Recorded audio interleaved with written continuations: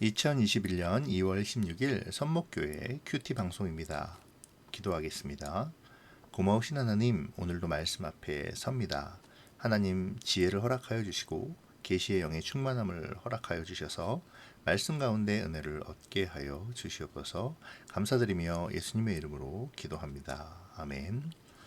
오늘 말씀은 에베소서 1장 15절부터 23절까지의 말씀입니다. 이로 말미암아 주 예수 안에서 너희 믿음과 모든 성도들을 향한 사랑을 나도 듣고 내가 기도할 때에 기억하며 너희로 말미암아 감사하기를 그치지 아니하고 우리 주 예수 그리스도의 하나님 영광의 아버지께서 지혜와 계시의 영을 너희에게 주사 하나님을 알게 하시고 너희 마음의 눈을 밝히사 그의 부르심의 소망이 무엇이며 성도 안에서 그 기업의 영광의 풍성함이 무엇이며 그의 힘의 위력으로 역사하심을 따라 믿는 우리에게 베푸신 능력의 지극히 크심이 어떠한 것을 너희로 알게 하시기를 구하노라.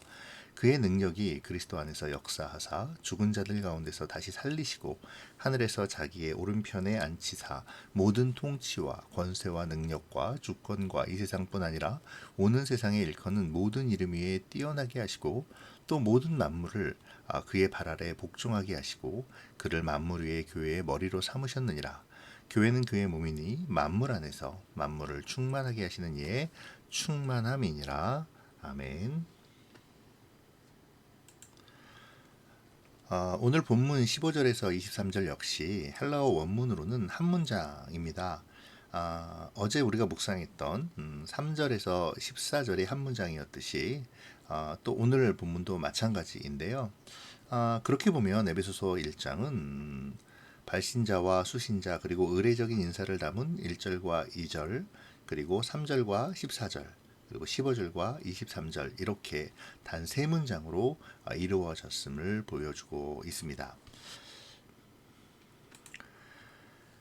에베소서 1장 3절에서 14절에서 칭송한 신령한 복들 때문에 자연스럽게 바울은 에베소 교회 성도들을 위해서 기도하게 되었죠.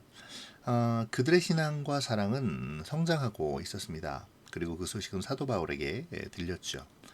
이를 듣고 바울은 감사하며 기도합니다. 오늘 15절에서의 주 예수 안에서의 믿음과 모든 성도들을 향한 사랑을 들었다라는 이 표현은 이것을 잘 나타내주고 있죠.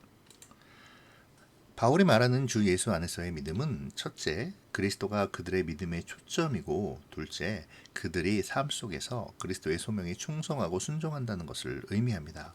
또한 그들에게 모든 성도를 향한 사랑이 있다라는 것은 그들이 실천적인 차원에서 서로에게 관심을 가지고 서로를 돌보고 있다는 것을 또 증명해 주죠. 실로 신령한 복을 따라 하나님의 기업이 된 에베소 교회 성도들은 그리스도의 교회로서 합당한 삶으로 성장하고 있었던 것입니다. 17절에서 바울은 하나님께서 이 편지를 읽는 성도들에게 지혜와 계시의 영을 주시기를 기도합니다. 기도의 내용은 우리 주 예수 그리스도의 하나님 영광의 아버지께서 지혜와 계시의 정신을 너희에게 주사 하나님을 알게 해달라는 것이죠. 성경의 전통에서 지혜는 상식과 교육과 연륜 그런 것들과는 무관합니다. 그러한 지혜는 하나님의 은혜와 선물인 것이죠. 잠언 1장 7절을 보면 근본적인 지혜에 대해서 말하고 있는데요. 그 근본적인 지혜는 여호와에 대한 경외로부터 시작된다라고 말합니다. 바울 역시 오늘 17절에서 지혜가 그리스도의 하나님 영광의 아버지께서 하나님을 알게 하고 마음의 눈을 밝혀 부르심의 소망이 무엇이며 성도들에게 주어진 기업의 영광의 풍성함과 베푸시는 능력을 알게 하기 위해 주신 것임을 밝힙니다. 그런데 여기에 바울은 한 가지를 더합니다. 곧 계시의 영인데요. 요한복음에서 사도 요한은 성령을 계시의 영으로 그리스도 안에 있는 모든 이들에게 하나님의 뜻을 이해시키는 역할을 수행하는 분으로 소개했죠. 그러니까 계시의 영으로서 성령님은 바울이 고린도전서에서 밝히는 바와 같이 하나님의 깊은 것까지 통달하시는 분이신 동시에 하나님의 일을 아시는 분이신 것이죠. 하나님을 알게 하는 것이 곧 하나님을 알고 그를 경외하는 지혜이자 하나님께서 주시는 계시의 영, 곧 성령님이시라면 우리는 하나님을 경외하며 하나님의 뜻을 알 수 있는 말씀이자 또한 성령님께서 계시하시는 말씀을 중히 여겨야 합니다. 말씀을 늘 가까이 두고 상고하며 하나님께서 알려주시는 하나님에 대한 지식과 삶을 살아가는 능력의 지혜를 얻어야 하는 것이죠. 결국 교회의 뿌리는 말씀이고 교회 공동체의 구성원들이 얼마나 말씀을 잘 알고 그에 따라 사느냐에 따라서 교회가 건강하게 바로 설 수 있기 때문입니다. 이제 바울은 18절 이하에서 하나님을 아는 성도들의 마음을 밝히사 그들에게 알게 해주실 것을 구하는데요. 여기서 마음을 밝히사라는 말은 성령께서 조명하셔서 그들이 계속해서 말씀을 깨닫게 해주신다는 의미를 가지고 있습니다. 그러니까 바울은 계시의 영이신 성령께서 에베소 교회의 성도들의 마음을 조명하셔서 그들이 말씀 가운데 하나님을 알고 그로 말미암은 세 가지, 곧 부르심의 소망과 그 기업의 영광의 풍성함과 우리에게 베푸신 지극히 크신 능력을 알게 되기를 기도하고 있는 것이죠. 이 알물 위한 기도는 세 가지로 나타납니다. 첫 번째는 부르심의 소망이죠. 여기서 부르심이란 그들을 구원하고 구속하기 위한 창세전의 선택으로부터 그들이 세상 속에서 영위해야 할 삶까지를 포괄하는 의미로 사용되었는데요. 또 소망은 어떤 희망의 개념이 아니라 하나님의 계획이 최종 목적지로 가는 도중 실패하지 않을 것이라는 담대한 확신을 의미하는 것이죠. 그러니까 부르심의 소망이란 창세전에 부르셔서 반드시 구원을 이루실 것을 확신한다는 것입니다. 두 번째로 기업의 영광의 풍성함인데요. 여기서 기업은 하나님의 기업을 의미하며 곧 교회의 구성원들인 성도를 가리킵니다. 이스라엘 백성이 하나님의 기업이었었듯이 이제는 교회가 하나님의 기업이라는 것이죠. 유대인이나 헬라인이나 차별이 없이 예수 그리스도 안에 있는 누구든지 하나님의 기업이라는 것입니다.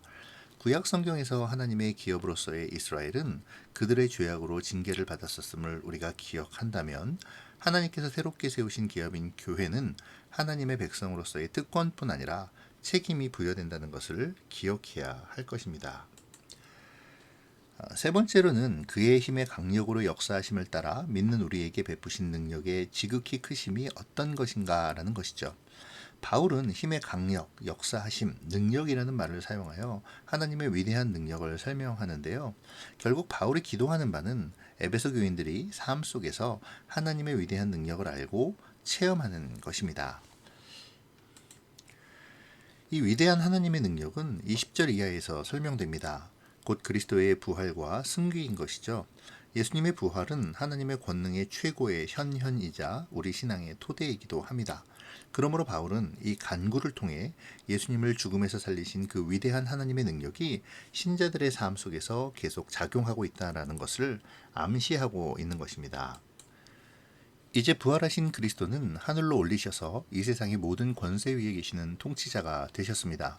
세상 만물은 그 발 아래 복종하고 있으며 여기에는 모든 통치 권세, 능력, 주권, 이 모든 것들이 포함됩니다. 중요한 것은 그 통치권이 이 세상뿐 아니라 오는 세상에 속한 모든 이름 위에 있다는 것입니다. 바울이 이렇게 말하는 것은 당시의 에베소가 속한 지역의 사람들이 몹시 두려워했던 영적인 세력에 대하여 충분히 염두에 두었음을 암시합니다. 당시의 에베소를 비롯한 서부 소아시아 지역은 운명과 귀신, 영들, 신들, 여신들, 마술행위 등이 만연했었죠. 바울은 이 모든 것이 그리스도께 복속되었다고 선언하고 있습니다. 일컫는 모든 이름은 모든 이름 위에 뛰어난 이름 앞에 굴복할 것이죠. 승기를 통해 예수님은 만물 위의 교회의 머리가 되십니다. 그리고 그리스도의 머리 되심과 주 되심의 수혜자는 교회인 것이죠. 그리스도의 몸으로서 교회는 정사와 권세와 능력에 대한 그리스도의 지배권과 승리에 동참하게 되었습니다. 만물의 주인이신 그리스도 예수의 몸으로서 교회는 세상에 끌려다니는 존재가 아니라 세상을 주님과 함께 다스리며 이끌어 나가는 존재가 된 것이죠. 이것을 바울은 만물 안에서 만물을 충만하게 하시는 이의 충만함이라고 설명합니다. 바울은 머리 되신 그리스도께서 몸된 교회를 충만하게 하신다고 믿었습니다. 교회가 세상 속에서 세상에 의해 충만해지는 것이 아니라 세상 속에 있지만 세상이 아닌 그리스도께서 주시는 충만으로 가득 차게 된다는 것이죠. 그리고 교회는 그리스도의 충만을 표출하여 나타내야 한다는 것입니다. 자, 이제 오늘 말씀을 생각해 볼까요? 먼저 15절과 16절에서 바울이 감사한 에베소 교회의 성장을 생각해 봅시다. 오늘 본문에서 바울은 에베소 교회의 성장을 보며 기뻐하며 감사하는데요. 교회는 성장해야 하는 공동체죠. 자라나야 합니다. 그리스도를 믿음의 초점으로 두고 삶 속에서 그리스도의 소명에 충성하며 그를 드러내야 하지요. 뿐만 아니라 그리스도께서 우리에게 주시는 사랑으로 서로 돌보며 나눠야 합니다. 내가 속한 공동체는 성장하고 있습니까? 교회의 성장은 무엇이라고 생각하십니까? 그리스도를 믿음의 초점으로 두고 삶 속에서 부르심에 합당한 삶으로 우리는 성장해 가고 있나요? 또 서로 돌보며 섬기고 있습니까? 약한 지체와 도움이 필요한 지체들을 위해 기도하고 있습니까? 우리가 속한 공동체가 성장할 수 있기를 위해서 기도합시다. 또 바울은 17절에서 지혜와 계시의 영으로 하나님을 알게 하셨다라고 말하고 있는데요. 그것에 대해서 묵상해 보죠. 잠언은 지혜의 근본이 하나님을 경외하는 것이라고 말하고 요한복음은 계시의 영이 성령님임을 증거합니다. 그리고 오늘 본문에서 바울은 그 지혜와 계시의 영이 하나님을 알게 한다고 선언하죠. 이 부분을 묵상하며 우리 스스로에게 질문해 보죠. 나는 하나님을 알기 위해 성령님의 도우심을 구하고 있나요? 나는 하나님의 지혜인 말씀을 얼마나 가까이 하고 있습니까? 말씀을 가까이 하지 않으며 성령의 도우심을 얻을 수 없고 하나님을 깊이 알 수는 더더욱 없습니다. 우리가 신앙생활을 하며 흔들리는 이유가 무엇일까요? 확신이 없기 때문 아닌가요? 확신이 없는 이유는 또 무엇입니까?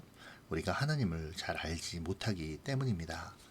오늘 바울은 하나님을 알기 위해 지혜의 말씀과 그 말씀을 통해 계시하시는 하나님을 경외하며 계시의 영이신 성령님의 도우심을 간구하라고 말합니다. 말씀을 더욱 깊이 알고 말씀 속에 계시하시는 하나님을 더 알기 위해 성령님의 도우심을 간구하면 좋겠습니다.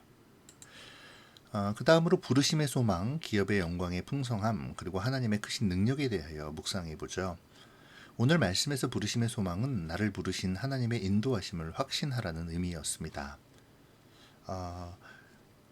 기업의 영광의 풍성함은 교회가 하나님께 선택받은 공동체로서 하나님의 영광을 안고 살아가는 존재임을 의미했고요. 하나님의 위대하신 능력은 그리스도 예수 안에서 나타나신 능력, 곧 그리스도의 부활하심과 승리를 의미했습니다. 하나님께서는 그리스도를 우리를 대신하여 죽이심으로 우리를 창세전에 부르셨고 또 성령의 인치심으로 우리를 끝까지 보증해 주십니다.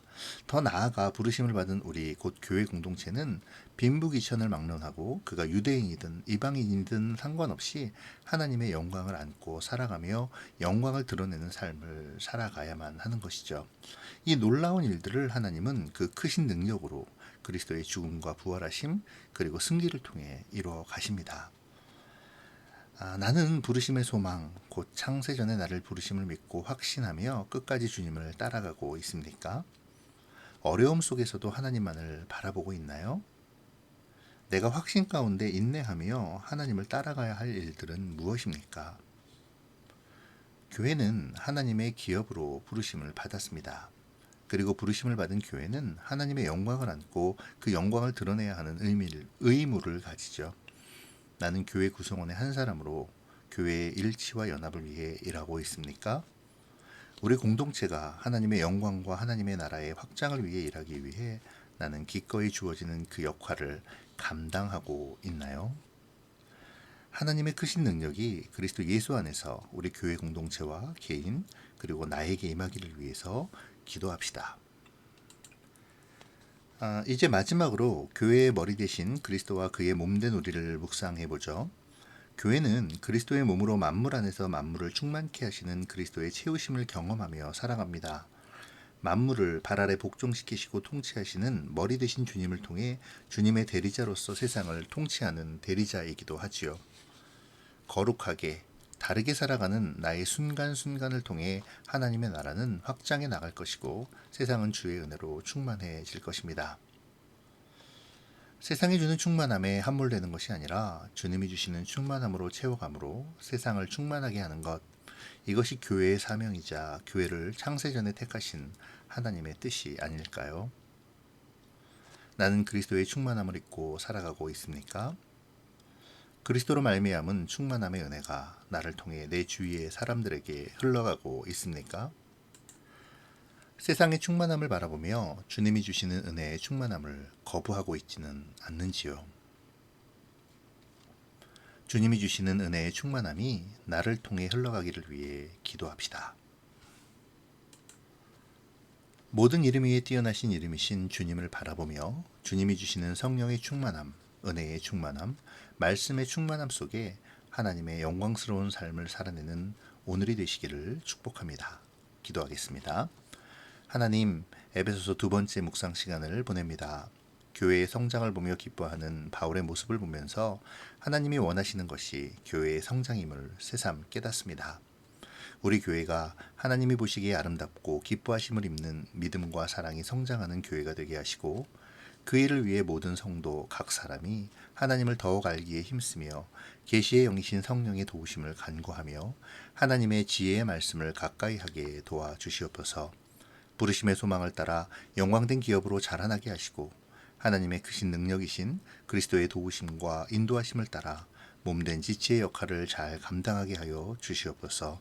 그러므로 우리 교회가 주님의 충만함을 가지고 복음의 충만함을 전하고 하나님의 나라를 확장하는 주님의 교회가 되게 하여 주시옵소서. 오늘도 말씀의 충만함, 은혜의 충만함, 사랑의 충만함으로 은혜 속에 살아가게 하시기를 원하오며 예수님의 이름으로 기도합니다. 아멘.